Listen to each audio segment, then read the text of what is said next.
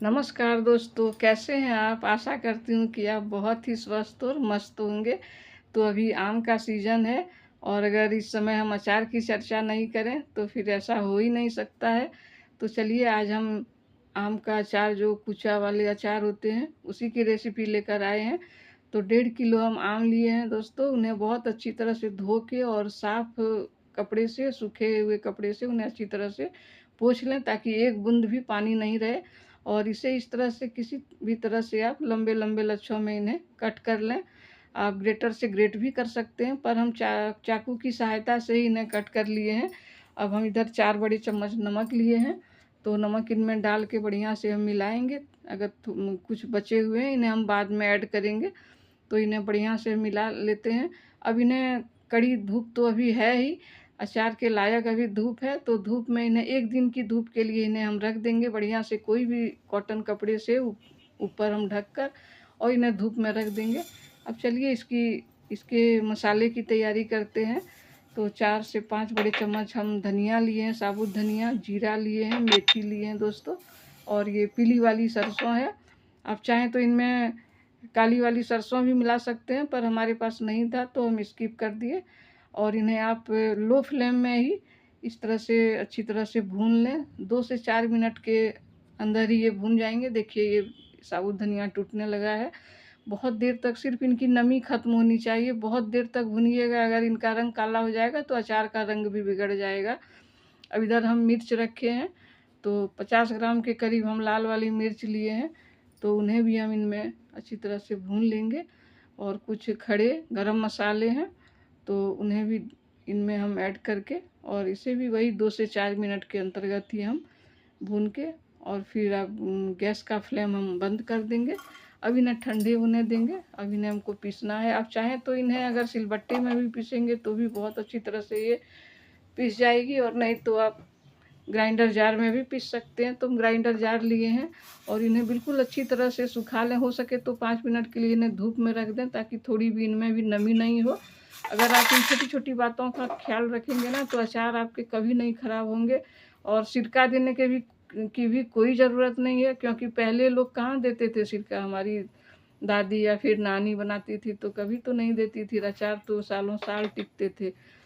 अब देखिए मसाले पीस चुके हैं। बहुत मोटे भी नहीं रखने हैं और बहुत महीन पाउडर भी नहीं करना है, ऐसे बीच में ही इसे रखना है।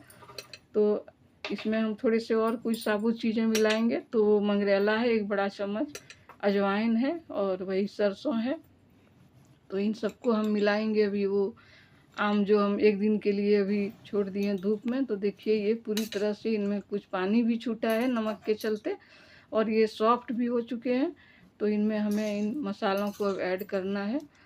तो सभी मसालों को इनमें ऐड करेंगे दोस्तों। तो ये देखिए, ये इन्हें हम कुच्चा के नाम से ही जानते हैं, और ये बहुत ही अच्छा होता है सभी चीज़ों में, पूरी पूड़ी पराठे या कोई भी चीज़ में ये बहुत ही एक पाचक का ही काम करता है। तो चलिए देखते हैं इनमें मसाले सभी। अभी इनमें थोड़े से पानी छूटे हुए हैं ना, तो ये मसाले पानी को बहुत अच्छी तरह से एब्जॉर्ब कर लेते हैं। तो इस तरह से, और जो बचे हुए थे सबको हम इनमें डाल देंगे। आप मसाले अपने अनुसार दे सकते हैं। अगर ज़्यादा भी देंगे तो इससे अचार भी की मात्रा में बढ़ोतरी होगी, और खाने में भी सिर्फ यही होगा कि उस हिसाब से आपको तेल की मात्रा इसमें बढ़ानी होगी। तो इस तरह से सबको बढ़िया से आप मिला लें। देखिए ये बहुत अच्छी तरह से मिल गए हैं।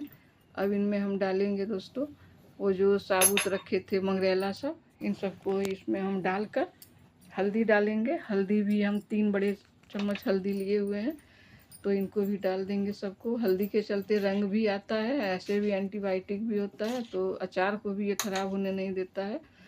तो इसे बढ़िया से हम मिला लेंगे। बची हुई जो हल्दी है सबको हम डाल देंगे, और इसे खूब अच्छी तरह से आप मिला लें। जैसे प्रत्येक जितने लच्छे हैं सब में अच्छी तरह से हमारे मसाले एकदम लग जाएं सब में। तो इस तरह से आप इसे मिलाइए। ये बहुत ईजीली बन जाता है बनाने में, इसमें कोई झंझट नहीं है, और ये एकदम सालों साल तक कुछ नहीं होता है। तो इन्हें हम 1 घंटे के लिए ऐसे ही रेस्ट के लिए रख देंगे।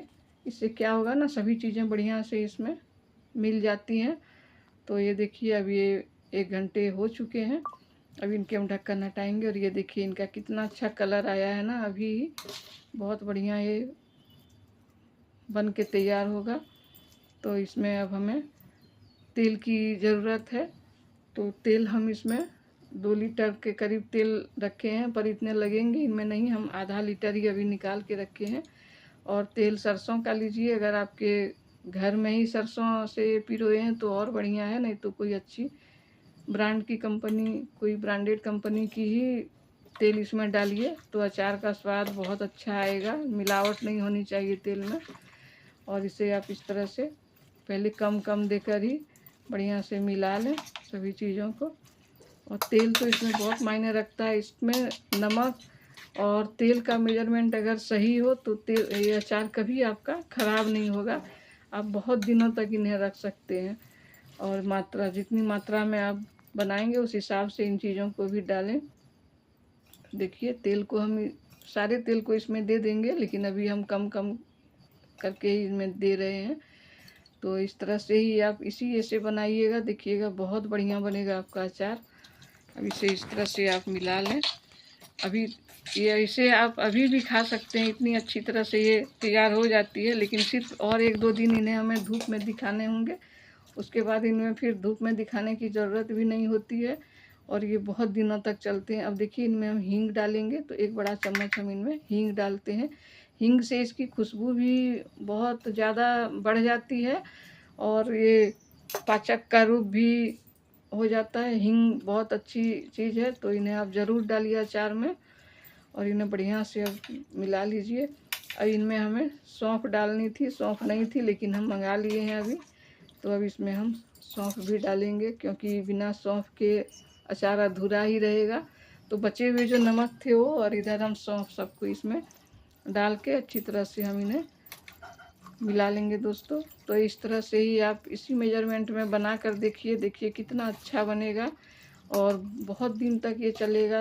5 से 10 साल तक भी अगर आप ज़्यादा मात्रा में बना कर रखेंगे तो आप कोई दिक्कत नहीं आएगी। और ना इनमें हम सिरका डालते हैं ना और कोई चीज़ें, बस ऐसे ही ये बहुत अच्छी तरह से बनते हैं। इसकी खुशबू देखिए हमारे पूरे घर में महक रही है। और इस तरह से देखिए ये बनकर तैयार हो गया। अब इसे 1 दिन के लिए फिर धूप में डाले हैं और देखिए जो तेल बचे हुए थे उसको हम डाल दिए हैं। अब एक डब्बे में इसे आप अच्छी तरह से रख लें। और हमारी पूरी वीडियो देखने के लिए धन्यवाद।